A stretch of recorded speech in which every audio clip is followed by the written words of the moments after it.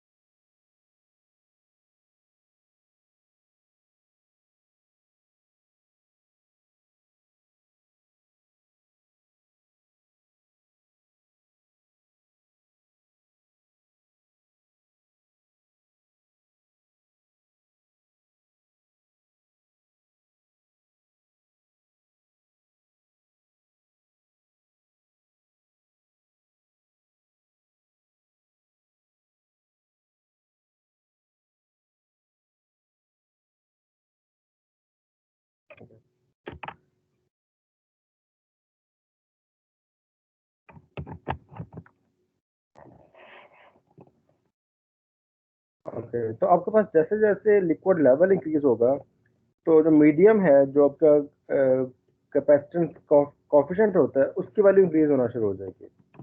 तो वो actually directly proportional की जो वैल्यू है, जो मीडियम की वैल्यू है, उसकी डायरेक्टली प्रोपोर्शनल होगी हाइट आपके पास। तो लेवल आपके पास C1 और C2 का रेशियो लेकर हमें पता चल जाएगा कि लेवल क्या चल रहा है यहाँ पे। तो ये आपके पास है इनडायरेक्ट मेथड मेजरमेंट कि कैपेसिटेंस चेंज होगी आपके कैपेसिटर की, और उसको हम लोग यूज करेंगे for the checking of level. Okay, पिछले डायग्राम पे अगर हम लोग आते हैं तो वही फार्मूला यहाँ पर भी लगेगा कि आपके पास बट यहाँ पर एक्चुअली दो कैपेसिटर लगाए हुए इस डायग्राम में, यहाँ पर एक ही लगा हुआ है। तो इधर क्या आपके पास है कि डायरेक्टली हम लोगों ने दो स्विचेस अप्लाई कर दी हैं प्रॉपर, और वो कैपेसिटेंस चेक कर रहे हैं कि कैसे चेंज हो रही है लिक्विड की।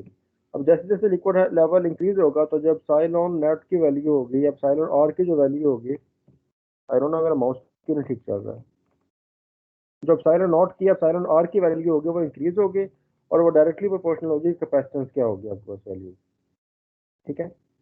Then we have conductivity level detector. Conductivity level detector जो वर्क करते हैं वो या लेवल डिटेक्टर्स कह लें इनको या लेवल स्विचेस कह लें।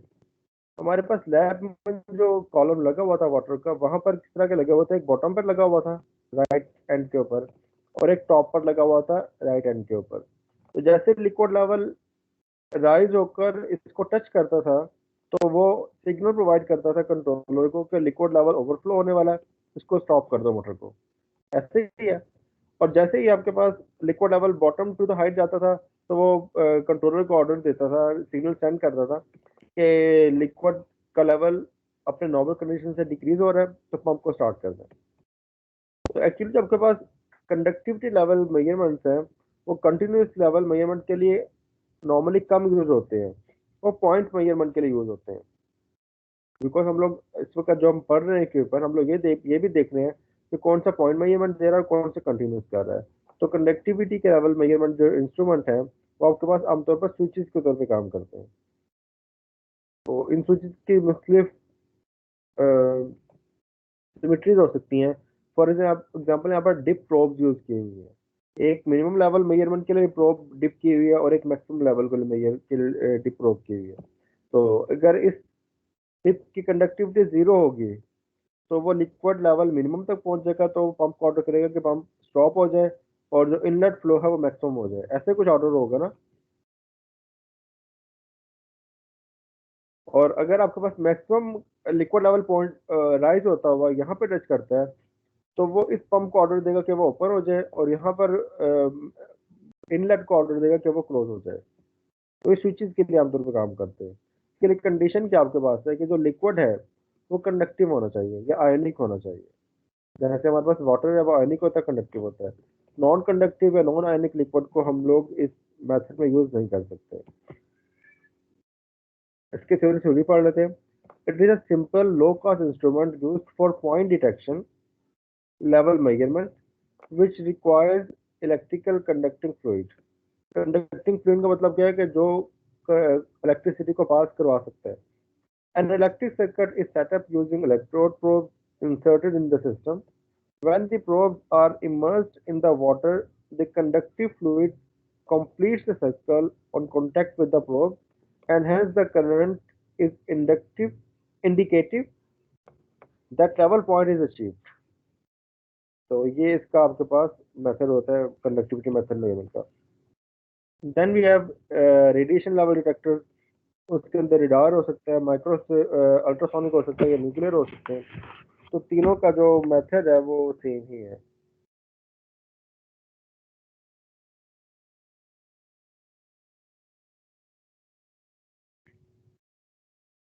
तो इन तीनों का एक्चुअली वर्किंग प्रिंसिपल सेम है रेडिएशन लेवल डिटेक्टर्स का। इन डिटेक्टर्स में एक्चुअली क्या होता है, टाइम ऑफ फ्लाइट को मेजर किया जाता है, या टाइम ऑफ फ्लाइट को मेजर किया जाता है, या फिर हम कर सकते हैं कि एक तरफ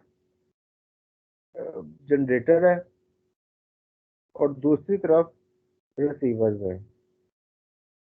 कुछ ऐसे मटेरियल्स होते हैं जो किसी भी मेथड के थ्रू उनका लिक्विड लेवल मेजर नहीं किया जा सकता, या कह लें होते हैं डेंस होते हैं कि उनमें बबलर टाइप फेल हो जाता है, या वो इतने क्रूसिव होते हैं कि वहाँ पर वहाँ इक्विपमेंट को डैमेज कर देते हैं, या उनमें स्लरीज या पार्टिकल ऐसे होते हैं कि जो आके डैमेज कर देते हैं इक्विपमेंट को, इनसाइड लाइनिंग को। तो उन केस में हम लोग मूव करते हैं रेडिएशन लेवल डिटेक्टर्स के अंदर। रेडिएशन लेवल डिटेक्टर के एडवांटेज की बात करूँ तो ये नॉन कॉन्टैक्ट टाइप है, ये कॉन्टैक्ट नहीं करते मटेरियल के साथ। तो इनके लिए प्रॉपर्टी क्या है, materials radiate and absorb energy wave और रेडिएशन, की प्रॉपर्टी है मटेरियल्स की। This property has enabled to devise some of the most unique non-contact level detectors। The working principle is same for all। A radiation source directs the radiation towards the process vessel। A sensor or detector receives back the reflected or transmitted radiation। Travel time or time of flight is calculated and is measured of the level in the vessel। ऐसा करना कि आपके पास है, उसमें दो तीन बातें ना मिक्स करती है इसके अंदर। पहला मैं इसको सिंपलीफाई कर दूं कि पहला आपके पास जनरेटर है जो कि सोर्स है रेज को प्रोड्यूस करने का। यहाँ पर इसने गैमा सोर्स इंडिकेट किया, और ये गैमा सोर्स इस मटेरियल से पास करती हैं। तो अब एक प्रॉपर्टी इसने मटेरियल की बताई कि मटेरियल की प्रॉपर्टी है कि वो रेज को अब्जॉर्ब करते हैं। जब भी किसी मटेरियल में से कोई रेज गुजरती है तो उसको अब्जॉर्ब करती हैं। ओके, वो क्या करते हैं कि इसमें से लिक्विड लेवल पास कराते हैं, तो फर्ज कर लेते हैं हमारे पास कि स्टार्टिंग में लिक्विड लेवल ये है, ठीक है। पॉइंट ए मैंने कहा, पॉइंट ए तक लिक्विड लेवल फेल है हमारे पास। तो जहां पर एब्जॉर्प्शन हो रही है, तो ये रिसीवर, यहाँ पर सारे रिसीवर लगे हुए हैं इस पॉइंट पर। तो यहाँ पर तो डायरेक्टली जो रेज आएंगे उनकी इंटेंसिटी थोड़ी कम होगी। वो क्यों कम होगी, बिकॉज इस एरिया में जो पोर्शन पे जो मटेरियल होगा वो रेज को एब्जॉर्ब कर देगा, बट जो टॉप पोर्शन होगा वहां पर इंटेंसिटी बहुत हाई होगी। तो इंटेंसिटी हाई होने का मतलब यह है कि वहां पर rays without any distortion transmit हुई हैं और आगे जाके रिसीव हो गई हैं। तो हम लोग चेक कर लेंगे, यानी कि इंटेंसिटी चेक कर लेंगे, जहाँ पे इंटेंसिटी वेरी कर रही है वो आपके पास इंटरफेस पॉइंट है, वहां पर दो सरफेसेस जो है वो एक दूसरे को सेपरेट आउट कर रही हैं। एक तो मेथड होगा आपके पास ये कि एक तरफ से जनरेट हो रही है, आगे जाके वो रिसीव हो रही है। दूसरा क्या मेथड होता है हमारे पास कि हम ये जो सेकंड पॉइंट होता है, जो ये लाइन है, ये सेकंड वॉल है, इसको थोड़ा रिफ्लेक्टिव बनाते हैं, शाइनी बनाते हैं। ये कह लो कि सरफेस से आगे हम लोग रिफ्लेक्टर इंट्रोड्यूस कर देते हैं। तो जो रेज जाती हैं वो पहले यहाँ पर रिफ्लेक्टर से स्ट्राइक करेंगे एंड देन वो ट्रेवल बैक करेंगे रिसीवर की तरफ। अब रिसीवर और जनरेटर दोनों सेम जगह पर लगे होंगे। तो इस केस में जो टाइम ऑफ फ्लाइट होगा, टाइम ऑफ फ्लाइट का आपको बताया था मैंने कि कोई रेज अपने सोर्स से निकलती हैं, देन वो स्ट्राइक बैक करती हैं, देन वो रिसीवर पर दोबारा रिसीव होती हैं। तो ये जो टाइम ऑफ फ्लाइट होगा उन रेज का, वो हमें बताएगा कि इस वक्त लेवल क्या चल रहा है। तो जितना ज़्यादा टाइम ऑफ फ्लाइट होगा, इट मीन्स उतना डीपली वो इतना ज़्यादा आपके पास लिक्विड लेवल है। और जितना कम टाइम ऑफ फ्लाइट होगा, इट मीन्स कि उतना लिक्विड लेवल कम है आपके पास। इसके अलावा हमारे पास अल्ट्रासोनिक रेज भी होती हैं। अल्ट्रासोनिक रेज हम टॉप पे इंसर्ट करते हैं। हम लोगों ने जो हमने ओपन चैनल फ्लोमीटर देखे थे, उनमें हम लोगों ने एक अ, जो वी नॉच टाइप था, जो ओपन चैनल फ्लोमीटर के लिए यूज कर रहे थे, वहाँ हम लोगों ने क्या किया था कि एक रिस्ट्रिक्शन लगाई थी फ्लो के अंदर, और फ्लो की वजह से हाइट इंक्रीज हो जाती है। तो ऊपर हम लोगों ने शो किया था कि यहाँ पे अल्ट्रासोनिक यूएस, मैंने यहाँ पे लिख रहा हूँ, ultrasonic type flow level measurement लगे हुए हैं, जो रेज को ट्रांसमिट करते हैं। वो रेज उस सरफेस से टकराती हैं, टकराने के बाद वो दोबारा टॉप पर मूव करती हैं, और देन वो रिसीवर पे जाकर रिसीव हो जाती हैं। तो ये जो टाइम ऑफ फ्लाइट होता है कि रेज पहले जाएं, टकराएं, और टकरा रिफ्लेक्ट बैक हो रिसीवर के ऊपर दोबारा। तो ये टाइम ऑफ फ्लाइट इंडिकेट करता है कि लिक्विड लेवल क्या चल रहा है। अच्छा, तो यहाँ पर लिक्विड लेवल मैंने वर्ड यूज किया तो मुझे बात याद आ गई कि मैंने आपसे बात कही थी कि हम लोग मोस्टली इंडस्ट्री के अंदर जस्ट लिक्विड लेवल ही कैलकुलेट करते हैं, सॉलिड को हम लोग कैलकुलेट नहीं करते।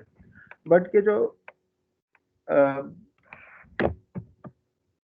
रेडिएशन लेवल डिटेक्टर्स हैं, इनको हम लोग सॉलिड के लिए भी यूज कर सकते हैं। तो अगर आपसे इंडस्ट्री में या कभी वाइवा में क्वेश्चन होता है कि हम सॉलिड लेवल मेजरमेंट के लिए हम लोग कौन सा इक्विपमेंट यूज करेंगे, द आंसर इज अल्ट्रासाउंड, या क्या लें, अल्ट्रासाउंड टाइप या फिर रेडिएशन टाइप आपके पास जो इक्विपमेंट होंगे, जनरेट इक्विपमेंट को यूज कर सकते हैं सॉलिड लेवल मेजरमेंट के लिए as well. Just a second, मैं इस वीडियो को देखूँ कौन सी वीडियो थी। मैं एक्चुअली इसका रेफरेंस देना चाह रहा हूँ आपको।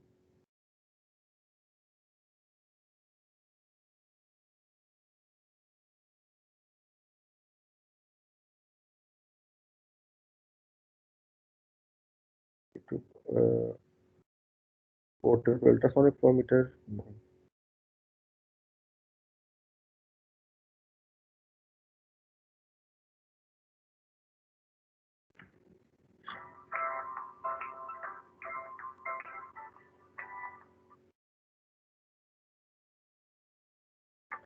नहीं, फोर स्विचेस वाली नहीं थी।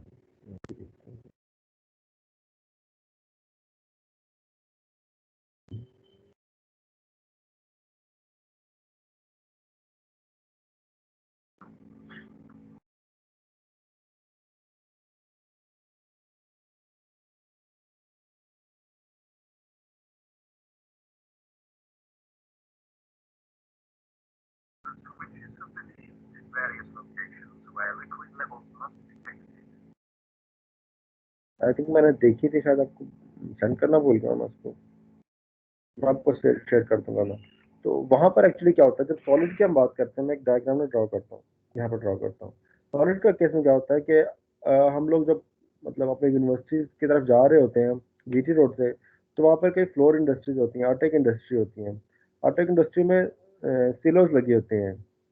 वहां पर जाकर जो पाउडर फॉर्म में फ्लोर होता है वो जाकर सेव होता है। वो टॉप से उसको वो मतलब कि इनलेट होता है। तो वो जो सॉलिड होता है वो ऐसा ऐसा डिस्पर्स होता हुआ बॉटम के ऊपर हीप बनाता है। क्या बनाता है? हीप। यानी कि सॉलिड जब भी गिरता है, वो स्ट्रेट पाथ नहीं बनाता, बल्कि जब भी बनेगा, अगर मैं इनलेट इधर इंसर्ट कर दूंगा तो वो हीप इस तरह से बनेगी, वो स्ट्रेट लाइन में सेव नहीं होता। तो उस केस में जब हम लोग अल्ट्रासोनिक डिटेक्टर्स लगाते हैं, तो वो अल्ट्रासोनिक डिटेक्टर्स मूवेबल भी होते हैं। यानी कि वो पहले इस हीप का लेवल चेक करते हैं कि इस हीप का लेवल क्या है, सॉरी एक एक पॉइंट के ऊपर लेवल क्या है, देन वो मूवेबल होता है, आपको ऐसे बताया। तो वो मूव होने के बाद साइड के ऊपर भी अपनी रेज को वो सेंड करते हैं और वो रिसीव भी कर सकते हैं। तो सॉलिड के केस में हमारे पास डिसएडवांटेज क्या होता है कि एक लीनियर इंटरफेस नहीं बनता। लिक्विड के केस में क्या होता है कि हमेशा लिक्विड का इंटरफेस लीनियर बनता है, स्ट्रेट बनता है। तो हम लोग लिक्विड लेवल जब भी किसी भी पॉइंट के ऊपर लगा दें तो वो सेम ही मेजर करेगा, सेम हाइट से मेजर करेगा। बट सॉलिड केस में हमारे पास टू हाइट्स होती है, नंबर वन हाइट जो मिनिमम हाइट है, नंबर टू हाइट जो मैक्सिमम हाइट है। तो वो इन हाइट्स का डिफरेंस लेकर एक एंगल कैलकुलेट करता है जिसको थीटा एंगल कहते हैं, उसको एंगल ऑफ रीपोज भी कहते हैं। तो उस एंगल ऑफ रीपोज की मदद से हम लोग कैलकुलेट करते हैं हाइट क्या चल रही है। तो सॉलिड केस में हम अल्ट्रासोनिक या रेडिएशन टाइप यूज तो कर सकते हैं, बट उसके लिए हमें थोड़ी टेक्निक को डिफ्रेंशिएट करना पड़ता है। रीजन क्या है? क्योंकि सॉलिड के जो इंटरफेस है वो स्ट्रेट नहीं बनता, बल्कि वो in the form of heap बनता है। जैसे माउंटेन की तरह एक पॉइंट पर वो पॉइंटी होता है और दूसरे पॉइंट के ऊपर वो डीप होता है। तो सॉलिड के लिए भी हम लोग इन डिटेक्टर को यूज कर सकते हैं। इसके अलावा स्लरीज के लिए भी हम इनको यूज कर सकते हैं, बट और लिक्विड के लिए भी यूज कर सकते हैं। तो ये डिटेक्टर किसी भी मटेरियल के लिए यूज किया जा सकता है। एडवांटेजेस क्या है? No moving part, non contact type, less maintenance cost. Disadvantage क्या है? High operating cost depending on the radiation involve. जिस टाइप की रेडिएशन होगी उस तरह से जो कॉस्ट है वो इंक्रीज होती रहेगी। कोई क्वेश्चन आप लोगों का?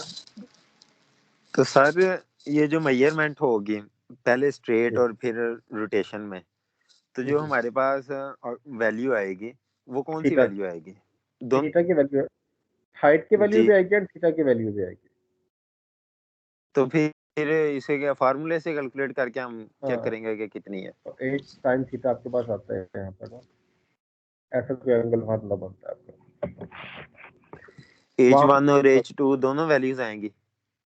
H1 H2 दोनों वैल्यूज आएंगे, उनका वो डिफरेंस लेने के बाद वो थीटा कैलकुलेट करेगा, वो थीटा कैलकुलेट करके इंसर्ट करेगा वैल्यू के अंदर।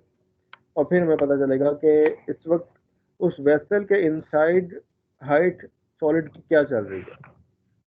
ठीक है समझ सर। रहे बात? Yes sir. इससे कहते हैं एंगल ऑफ रीपोज। ये थीटा कैलकुलेट करेगा, उसे एंगल ऑफ रीपोज कहते हैं। तो सॉलिड जब भी गिरते हैं ना, मतलब मैं सॉलिड को जब भी, मतलब अगर पार्टिकल साइज स्मॉल है तो वो हीप थोड़ी सी शैलो बनेगी, अगर पार्टिकल्स बड़े हैं तो वही पार्टिकल जो है वो थोड़ी सी पॉइंटी हीप क्रिएट करेंगे। तो पार्टिकल साइज पे यस सर। डिपेंड करता है, सॉलिड पे डिपेंड करता है, ये बहुत सारे फैक्टर्स आ जाते हैं इनके ना। तो मैंने आपको फ्लोर मिल के एग्जांपल दिए, तो वो फ्लोर मिल के एक्चुअली पॉइंटी, ज्यादा पॉइंटी नहीं होता, कम पॉइंटी होता है, बिकॉज वो टॉप से गिर जैसे रहा सर होता है तो हमारे पास स्प्रेड जो भी होता है, फिर वो गिरता भी है। जैसे सर हमारे पास जो बजरी वगैरह होती है लेंटर डालने के लिए। हाँ, उनका पॉइंटी होता है, यानी कि अगर मैं उनको 1 किलो बजरी को फेंकूं जमीन के ऊपर तो वो थोड़ा सा अगर मैं एग्जांपल दूं 1 kg अगर मैं बजरी फेंकूं तो वो थोड़ा सा ऐसा शेप बनाएगी, और 1 kg और फ्लोर फेंकूं तो वो इस तरह की शेप बनाएगी। समझ आई बात की? ये मेरे पास सरफेस है, ग्राउंड सरफेस है। Yes sir. यानी कि सीमेंट क्या लो, सीमेंट फेंकोगे तो वो स्प्रेड हो जाएगा, और बजरी फेंकोगे तो वो पॉइंटी एज बनाएगा। Yes sir. वो एक्चुअली पार्टिकल का साइज आ जाता है और उनकी आपस में इंटरेक्शन आ जाती है कि इतना आपस में एक दूसरे को इंटरलॉक कर रहे हैं। सिलेक्शन क्राइटेरिया हमारे पास क्या है? अब लेट्स सपोज आपको एग्जांपल देता हूँ जी, कोई प्रॉप पेपर में क्वेश्चन आता है कि आपके पास जो लिक्विड है वो क्रोसिव लिक्विड है, और आप क्रोसिव लिक्विड है या फिर उसके अंदर कुछ कह लें कि कंडक्टिव लिक्विड है। कुछ ऐसे एग्जांपल देता हूँ, या मैं कहता हूँ कि मुझे हाइट कैलकुलेट करके ओवरफ्लो या मिनिमम फ्लो मैं चाहता हूँ ना हो, यानी कि एक आप यहाँ पर लगाएंगे, एक टॉप पे लगाएंगे, बॉटम पे लगाएंगे, तो आप बताएंगे कि कौन सा कंडक्टर यूज करना है। तो ऑफ कोर्स यहाँ पर आपको बस कंडक्टिव टाइप आएगा आपका यहाँ पे, जिसको यूज करके हम लोग बता सकते हैं। बट मैं अगर कहता हूँ कि कंडक्टिव टाइप तो आपने कर लिया हुआ, बट मेरा जो लिक्विड है वो नॉन कंडक्टिव लिक्विड है, मैं कहता हूँ कि ग्रीस है, तो ग्रीस में से तो करंट पास नहीं करता है। तो आपका ये एग्जांपल यहाँ पे खत्म हो गई है, ये प्रॉब्लम यहाँ पे ये यूज नहीं हो सकता। फिर आप क्या यूज करेंगे वो आपने देखना पड़ेगा। डायरेक्ट कर रहे हैं, नॉन कॉन्टैक्ट कर रहे हैं, कॉन्टिन्यूस कर रहे हैं कि इनडायरेक्ट कर रहे हैं, लिमिटेशन क्या है, प्रोसेस कंडीशन क्या है, प्रेशराइज वेसल है कि ओपन वेसल है।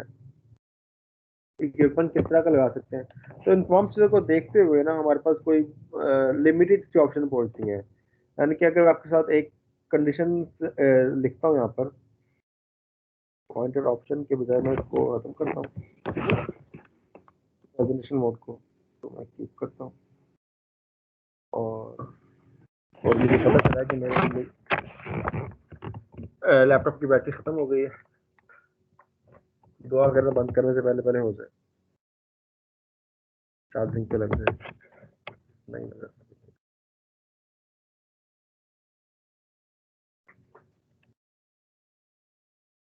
अगर चार्जिंग पे ना लगा तो हमारी रिकॉर्डिंग भी नहीं होगी। डायरेक्ट हो गया, स्टार्ट हो गया। अच्छा, मैं इधर माउस सेलेक्ट कर,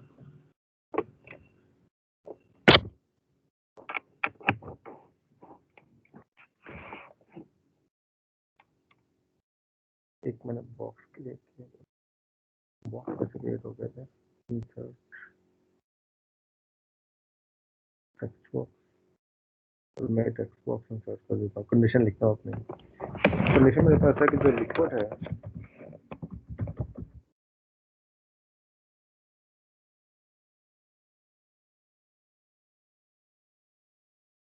इंडक्टिव है, ठीक है, बट हैव पार्टिकल्स में पार्टिकल्स नहीं है। और मैं कहता हूँ कि मुझे मेजर करना है कंटिन्यूस फ्लो।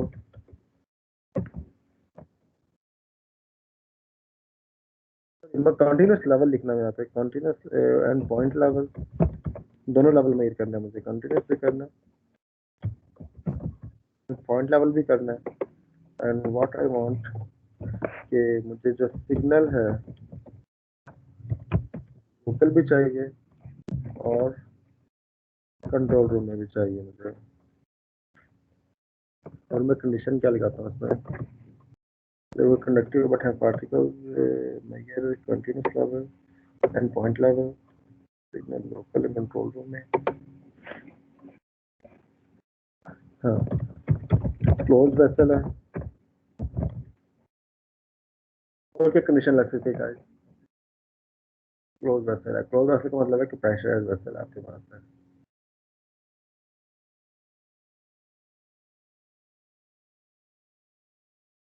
एक एक वो कर देता हूँ, पार्टिकल्स को रिमूव कर देता हूँ। मतलब ऐसे कुछ, ये एक कंडीशन मैंने बना दी है कि मुझे बताओ कि इन कंडीशन के लिए मुझे कौन सा इंस्ट्रूमेंट है जो, और एक और कंडीशन क्या लगाता हूँ, हाँ, it must be contact type. It means कि जितने भी आपके पास नॉन कॉन्टैक्ट टाइप है वो खत्म हो जाएंगे, रेडिएशन वाले जितने मतलब खत्म हो जाएंगे, वो आप लोग सिर्फ इनसे ही प्ले कर सकते हैं जो कॉन्टैक्ट टाइप लेवल मेजरमेंट के लिए यूज हो रहे हैं। तो इन कंडीशन में कौन सा आपके पास जो बेस्ट लेवल मेजरमेंट डिवाइस होगी वो आप लोग मुझे बताएंगे। आपने देखा क्वेश्चन मेरा आपके टॉपिक में से ही है, बट वो क्वेश्चन स्ट्रेट फॉरवर्ड नहीं है, वो क्वेश्चन थोड़ा सा घूम के आता है। वो घूम के क्या है कि आपको जब इन प्रॉपर्टीज का पता होगा जो हम लोगों ने स्टडी की है, तब आप लोग बता सकते हैं कि सर ये जो टॉपिक है ना, ये दिस इक्विपमेंट या this level instrument fits best in these condition. तो क्वेश्चन पेपर कुछ इस किस्म का होगा, मिड टर्म का भी और फाइनल टर्म का भी। डायरेक्ट क्वेश्चन नहीं होगा, थोड़ा सा सोच के और एलेबोरेट करके करने वाला आपके पास आंसर होगा। और फिर क्वेश्चन में एक और कंडीशन क्या होगी कि ड्रॉ इन डायग्राम, तो जो भी आप करेंगे उसको क्लीन डायग्राम में इंडिकेट भी करेंगे।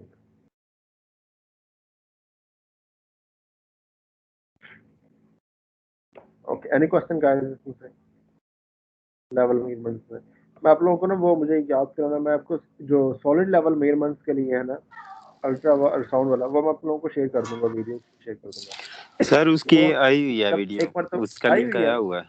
मेरा ख्याल है यस मैंने सर। सेंड किया हुआ है, मुझे याद नहीं यार, क्योंकि जब तक एनिमेशन देख लेते हैं ना तो आई थिंक कॉन्सेप्ट थोड़ा सा और क्लियर हो जाता है as compare to come 2D के ऊपर समझने की कोशिश करें। ओके, इस वक्त बहुत सारे स्टूडेंट्स आए हुए हैं, 7 पार्टिसिपेंट्स हमारे पास हैं। तो कोई क्वेश्चन किसी का उन वीडियोस में से जो मैंने आपको शेयर की थी और कहा था कि देख के आएगा, कुछ पूछना तो पूछ लीजिएगा। कोई क्वेश्चन किसी के ध्यान में?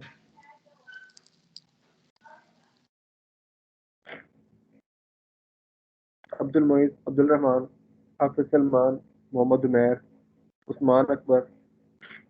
हाँ सर। चलो ठीक हो गया। और बाकी अगर कुछ टॉपिक की आपको समझ ना आ रही हो या कुछ प्रॉब्लम हो रही हो, तो what you should do, I think कि आप लोग यूट्यूब को ओपन करते हुए कोई एनिमेशन उसमें से देख लें, तो आइडिया ना बहुत ज़्यादा क्लियर हो जाएगा। बिकॉज हम लोग ऑन क्लास लेक्चर में होते हैं, तो ऑफ कोर्स हम समझने के लिए ना लैब में भी हमारे पास इक्विपमेंट होते हैं, वहाँ हम लोग देख सकते हैं चीज़ों को। तो यहाँ पर उस तरह का तो पॉसिबल नहीं है, बट हम लोग एनिमेशन के थ्रू अपनी जो अंडरस्टैंडिंग को डेवलप कर सकते हैं। एक क्वेश्चन था जो अब्दुल्ला ने पूछा था कि जो थर्मल फ्लो मीटर्स थे उनकी कुछ समझ नहीं आ रही थी। तो थर्मल फ्लो मीटर्स का जो कॉन्सेप्ट है वो एक्चुअली बड़ा सिंपल है। वो क्या, वीडियो अगर आप पहली वीडियो देखें जो कंपनी की इंडस्ट्री की है, उसमें उसने, मैं यहाँ पर कुछ ड्रॉ करने की कोशिश करता हूँ। दो प्रोब्स हैं जो कि किसी पाइपलाइन के अंदर इंसर्ट कर दी है। उनमें से एक को उसने रेफरेंस का है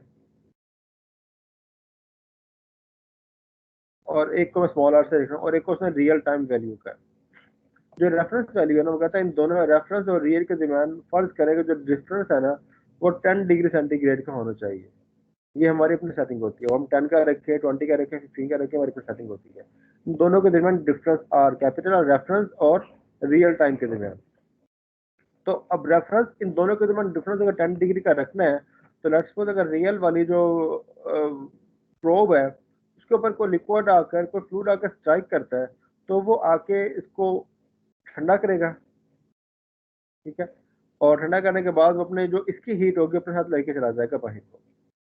तो इट मीन्स जो डिफरेंस होगा दोनों प्रॉब्लम में वो डिस्टर्ब हो जाएगा।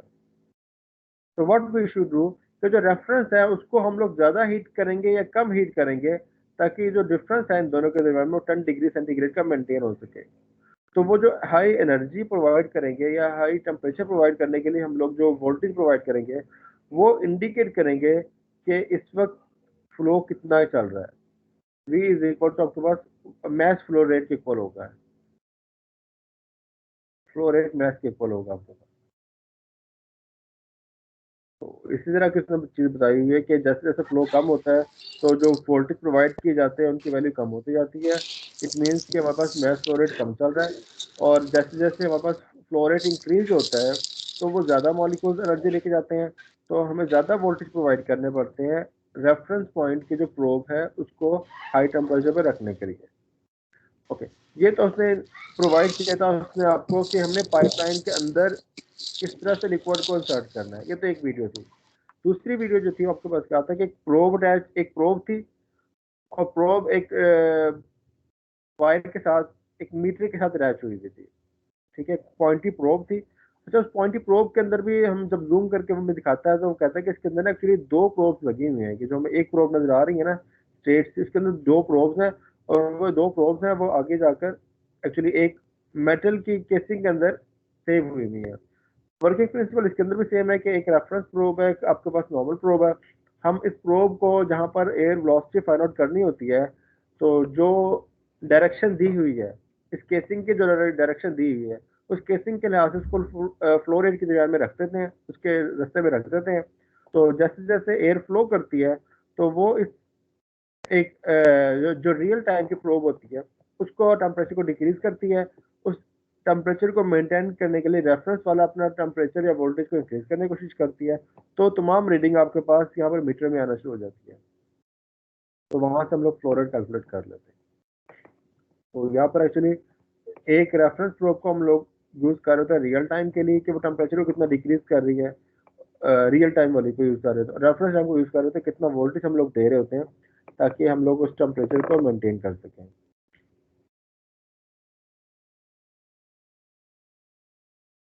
ओके, और कोई क्वेश्चन का? सर अगर हमारा फ्लो का जो लिक्विड है उसका टेम्परेचर चेंज हो जाए तो फ्लोइंग टेम्परेचर का फ्लोइंग लिक्विड का टेम्परेचर चेंज हो जाए तो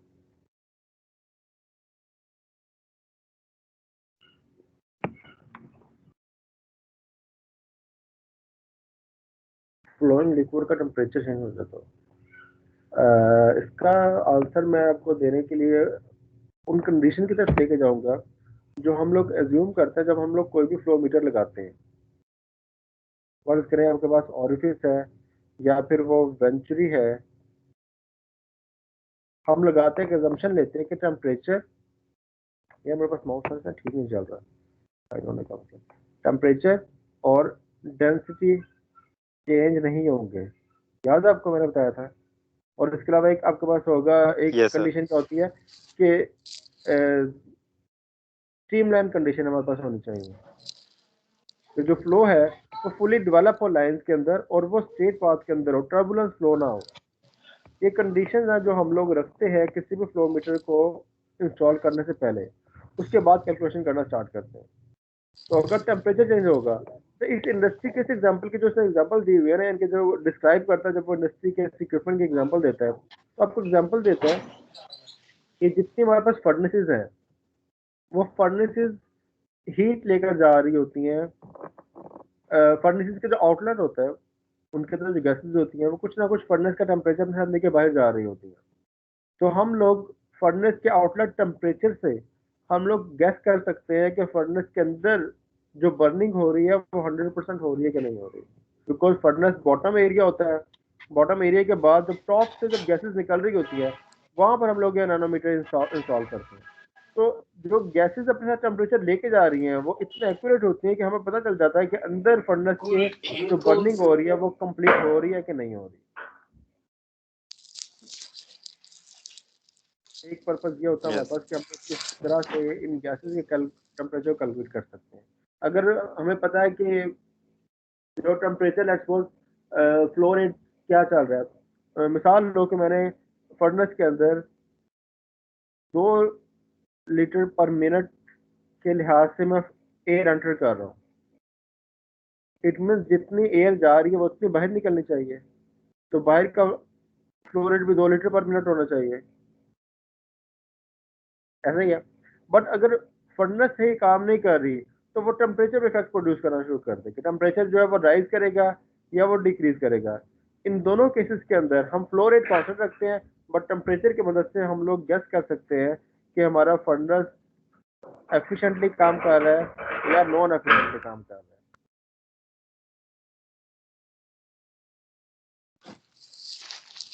ठीक है सर। और कोई क्वेश्चन गाइस? और कोई question? Any question? Sir ultrasonic sensor flow measure करने के लिए भी यूज़ हो रहा है और लेवल मेजर करने के लिए भी यूज़ हो रहा है। तो सर अगर क्वेश्चन आता तो इसमें हम डिफरेंशिएट कैसे करेंगे कि हमने लेवल के लिए बताना है या फ्लो के लिए बताना है? ये क्वेश्चन मैंने क्लियरली बताया होगा कि आपने कौन सा इक्विपमेंट कहाँ लगाना है। एक्सपोज लेवल जब भी आप मेजर करते हैं ना, हम लोग स्टेशनरी एरिया में चेक करते हैं, स्टेशनरी वेसल में चेक करते हैं, ऐसा ही है।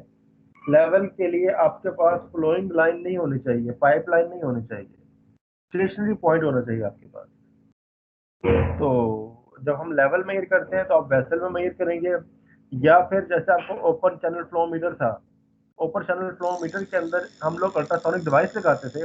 और वो डिवाइस लगाते कैसे थे कि हम लोग अपस्ट्रीम पर अल्ट्रासोनिक सेंसर लगाते हैं और वो एक स्टेशनरी पॉइंट पर लेवल मेजर करता है। जब भी फ्लो मेजर करेंगे तो वो फ्लोइंग एरिया में होगा, कोई पाइपलाइन होगी या वो ओपन एरिया होगा। फ्लो के लिए कंडीशन डिफरेंट है, लेवल के लिए कंडीशन डिफरेंट है।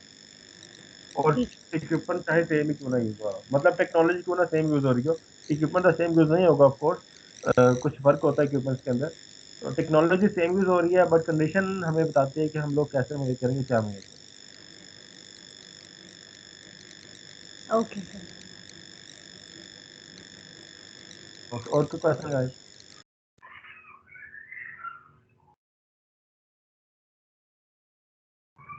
कल हम लोग देखेंगे, कल का जो टॉपिक है हमारे पास कॉम्पोजिशन एनालाइजर है। कॉम्पोजिशन एनालाइजर के हम लोग कुछ टाइप्स देखेंगे कल, और व्हाट आई वांट कि हम लोग कॉम्पोजिशन एनालाइजर का एक टॉपिक, जब आप लोग कैंपस में आ रहे होंगे तो हम लोग एक लेक्चर तब रखें, बिकॉज एक लेक्चर में चाह रहा हूँ कि फिजिकली ना इसका हो जाए कॉम्पोजिशन वाला, ताकि ना हम लोग फिजिकली कुछ चीज़ों को ना देख सकें। आपको मैं इक्विपमेंट दिखाऊंगा जो हमारी रिसर्च लैब में रखे हुए हैं कि वो किस तरह से कॉम्पोजिशन मेजर करते हैं, ठीक है। तो एक फिजिकल भी आप लोग देख लेंगे, और एक एक कॉम्पोजिशन वाला लेक्चर एक मतलब फिजिकल भी हो जाएगा, तो उसमें अंडरस्टैंडिंग बहुत ज़्यादा इंक्रीज होगी इंशाल्लाह आपकी। अदरवाइज फिर देख लेंगे आप लोगों को, मैं फिर वीडियो ट्यूटोरियल सेंड कर दूंगा एनिमेशन के साथ जो होंगे, वो आपकी भी आवाज बेहतर नहीं होंगे। इधर मैंने कहा कल का जो टॉपिक है हमारे पास कॉम्पोजिशन एनालाइजर होगा,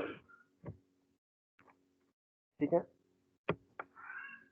ओके।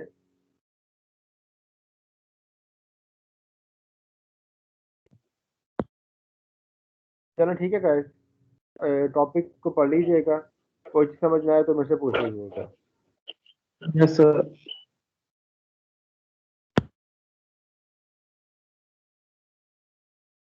ओके, अल्लाह हाफिज़। अल्लाह हाफिज़। अल्लाह हाफिज़।